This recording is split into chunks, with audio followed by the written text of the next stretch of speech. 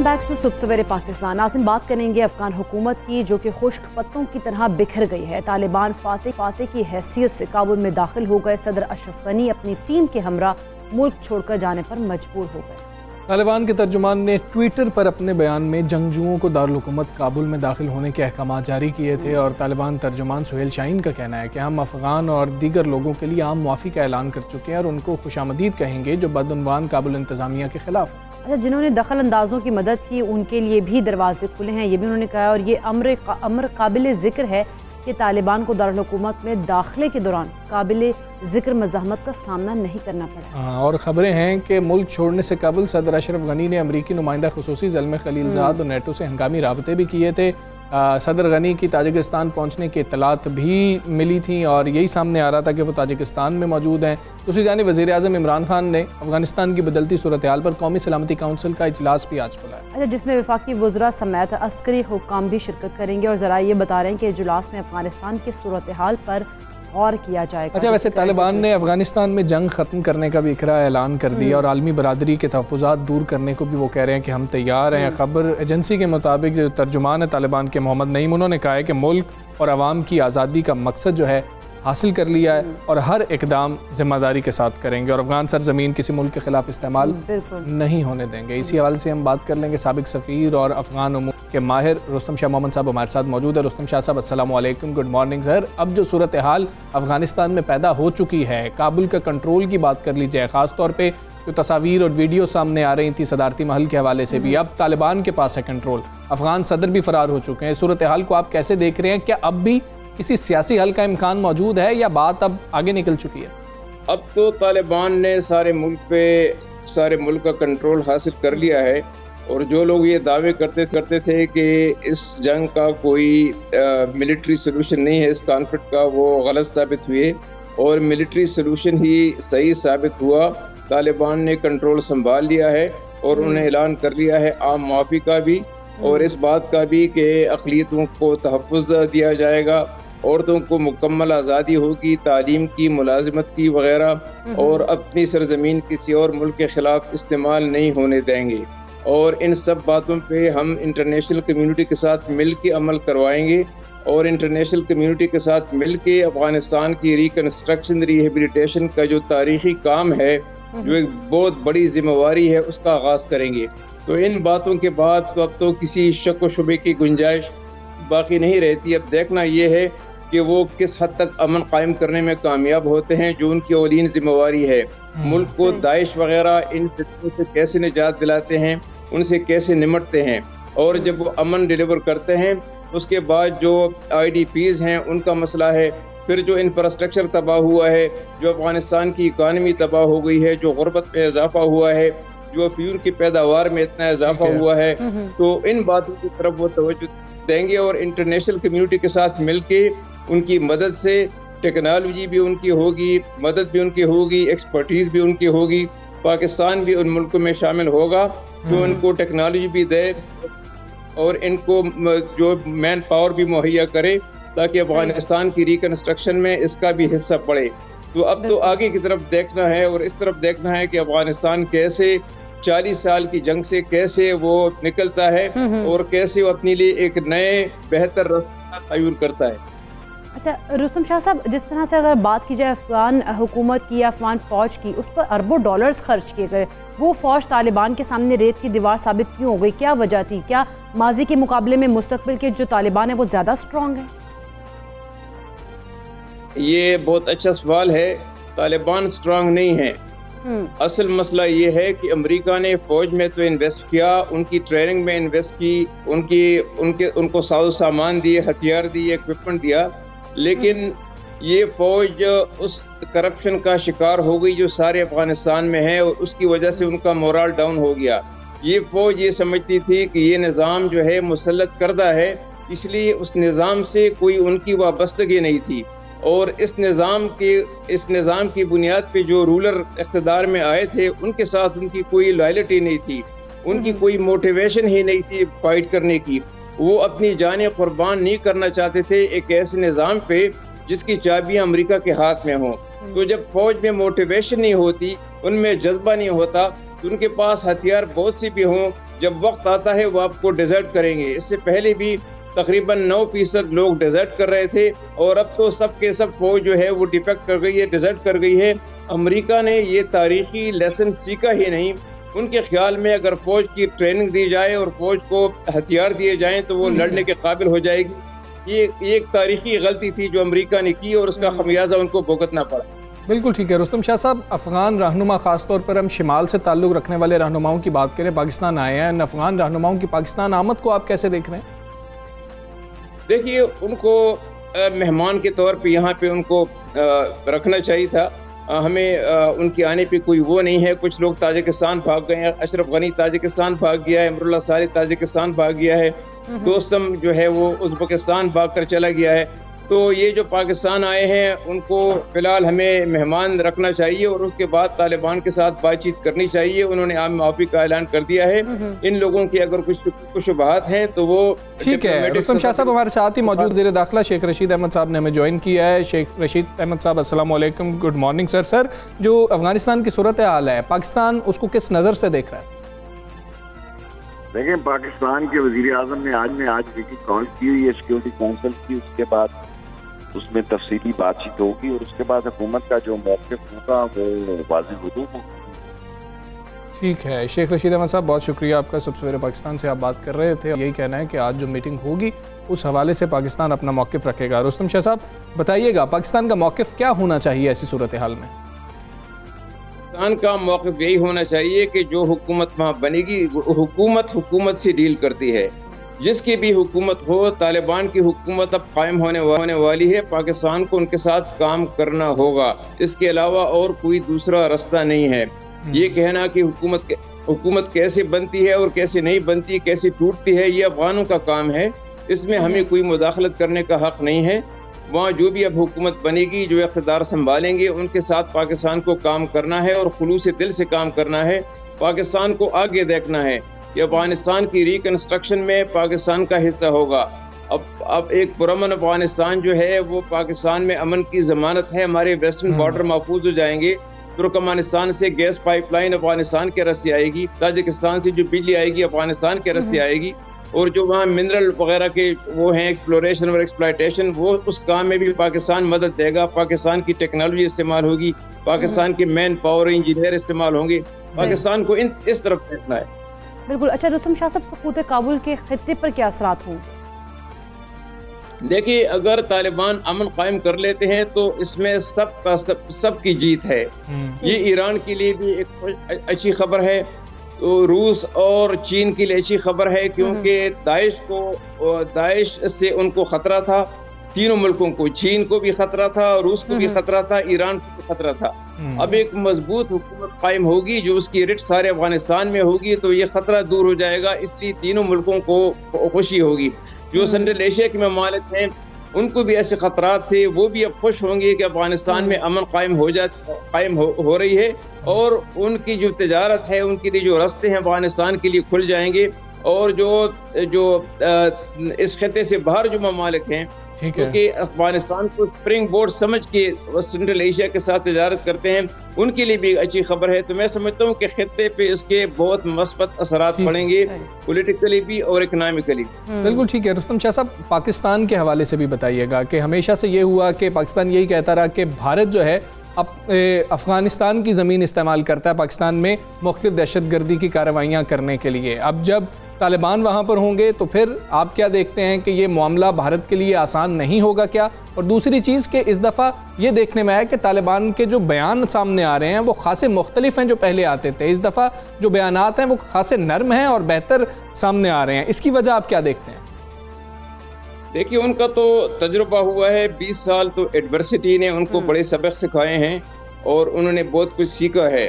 جہاں تک ہندوستان کی بات ہے تو طالبان کے تو شکوے پاکستان سے بہت شکوے ہیں. پاکستان سے ان کا شکوہ یہ ہے کہ 2001 میں پاکستان کی حکومت امریکہ کے ساتھ مل کے ان کی حکومت کو ختم کیا, ملا برادر کو انہوں نے قید کیا 8 سال وغیرہ وغیرہ. شکوے تو بہت سے ہیں, لیکن ایک بات میں آپ کو بتانا چاہتا ہوں کہ طالبان جب ان کی ریٹ قائم ہو جائے گی, کبھی بھی کسی حالت میں بھی اپنی سرزمین کو پاکستان کے خلاف استعمال نہیں ہونے دیں گے. یہ بات سب کو تسلیم کرنی چاہیے. شکوک و شبہات ان کے ہیں, شکایتیں ان کی ہیں, وہ اپنی جگہ پر ہیں, لیکن یہ کبھی نہیں ہوگا کہ اپنی سرزمین کو پاکستان کے خلاف استعمال ہونے دے. لیکن اس کے ساتھ ساتھ یہ بھی ہے کہ ہندوستان کے ساتھ وہ قریبی تعلقات رکھیں گے. وجہ اس کی یہ ہے کہ ان کو مدد کی ضرورت ہے. ہندوستان ایک ریجنل پاور ہے. ہندوستان نے وہاں $3 بلین کی انویسٹمنٹ کی ہے, جس میں چوبہار کی بندرگاہ بھی ہے اور سلما ڈیم بھی ہے, جس سے کابل کے لوگوں کو پانی ملتا ہے. افغانستان کی پارلیمنٹ کی بلڈنگ ہے وغیرہ وغیرہ. اور آئندہ بھی ہندوستان سینٹرل ایشیا کے سے اپنے وہ جو آئل اینڈ گیس جو امپورٹ کرتا ہے افغانستان کے رسی سے امپورٹ کرے گا.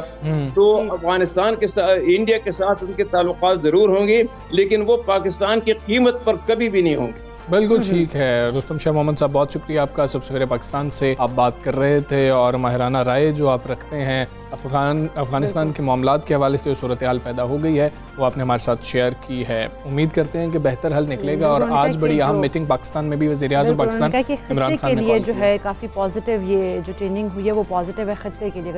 اچھا آگے بڑھتے ہیں.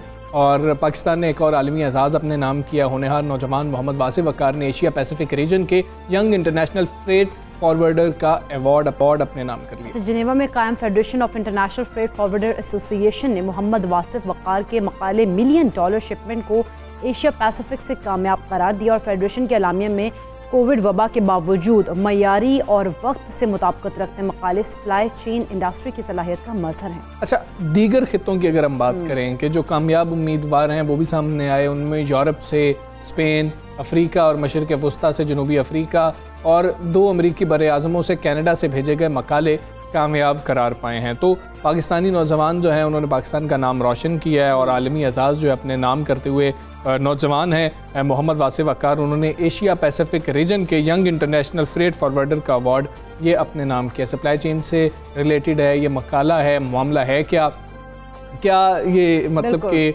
پلیٹ فارم کیا تھا, کس طریقے سے یہ کامیابی انہوں نے حاصل کیا, اس پر ہم نے ان سے بات بھی کرنی ہے. خیر, جنیوا میں یہ قائم ہے فیڈریشن آف انٹرنیشنل فریٹ فارورڈرز ایسوسی ایشن. انہوں نے محمد واصف وقار کے مقالے $1 ملین شپمنٹ کو ایشیا پیسیفک سے کامیاب جو ہے قرار دیا. اچھا, حمزہ دیکھا جائے تو پاکستان کے لیے بڑی پازیٹیو چیزیں سامنے آ رہی ہیں. پاکستان میں سے ہم دیکھتے ہیں کہ پہلے جس طرح سے ایوارڈز اتنے چھوٹے چھوٹے بچے ہمارے سامنے انہوں نے لیے, پاکستان کا نام روشن کر رہے ہیں.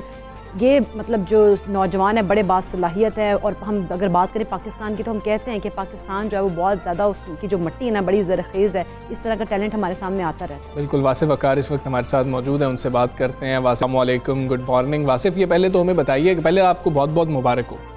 ساتھ ہمیں یہ بتائیے گا یہ سپلائی چین کی تحقیق میں ایسا کیا سامنے لے کر آئے ہیں آپ کے انٹرنیشنل فریٹ ایوارڈ سے آپ کو نوازا گیا. یہ کیا سسٹم ہے, کیا ایک پروگرام تھا, کیا کوئی کمپٹیشن تھا, کیا تھا, یہ ہمیں بتائیے گا.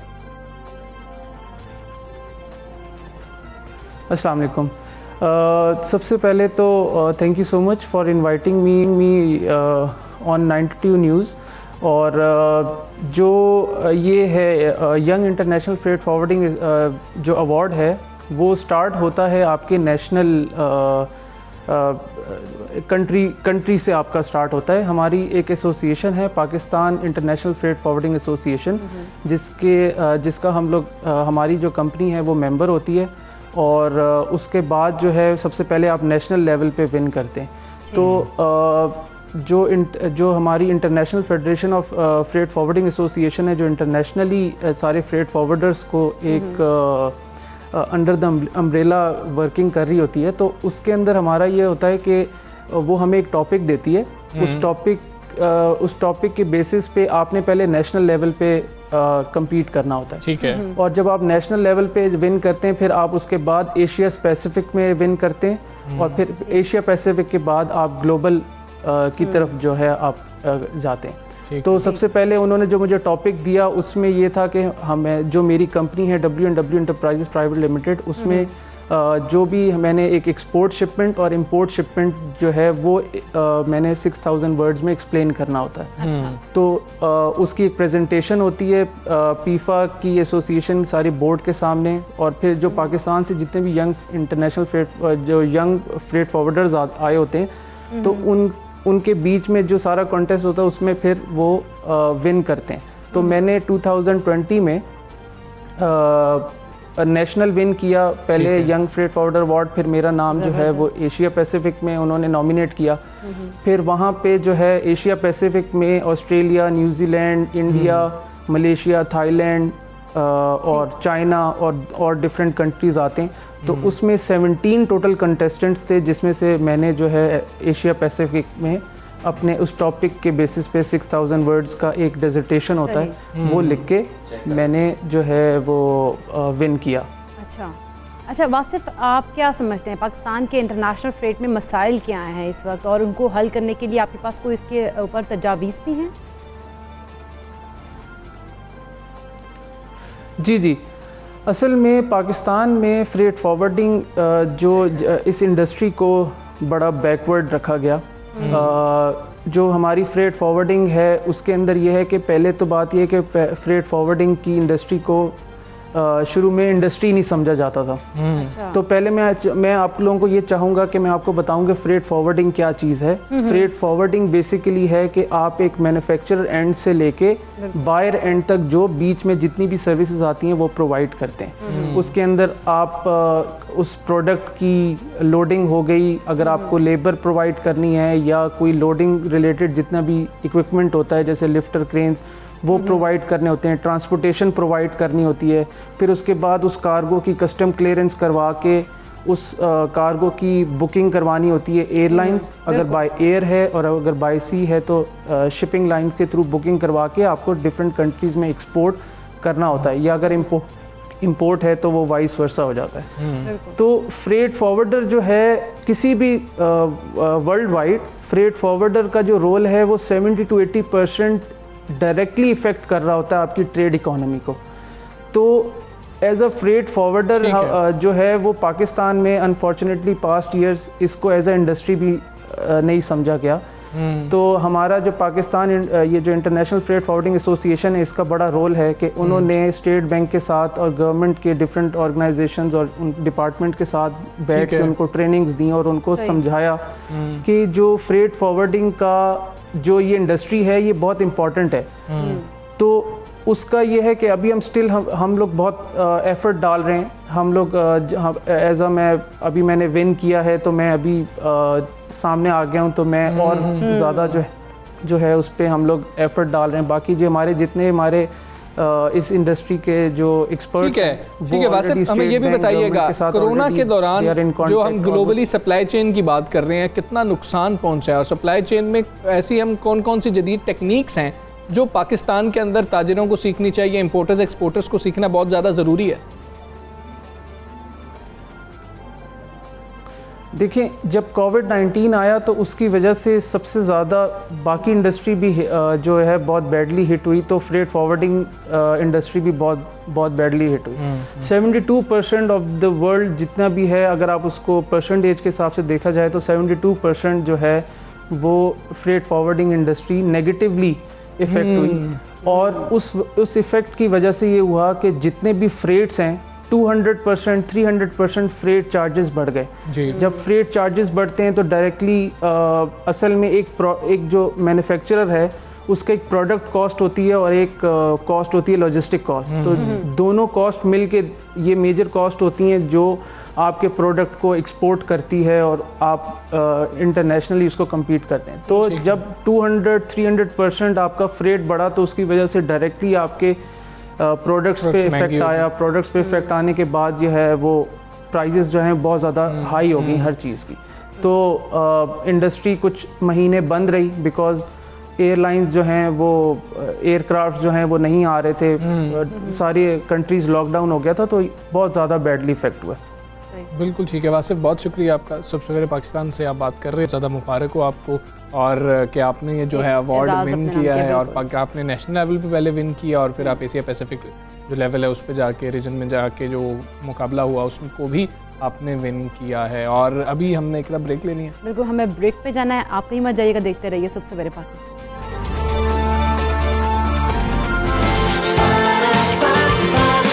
सुबह सवेरे पाकिस्तान।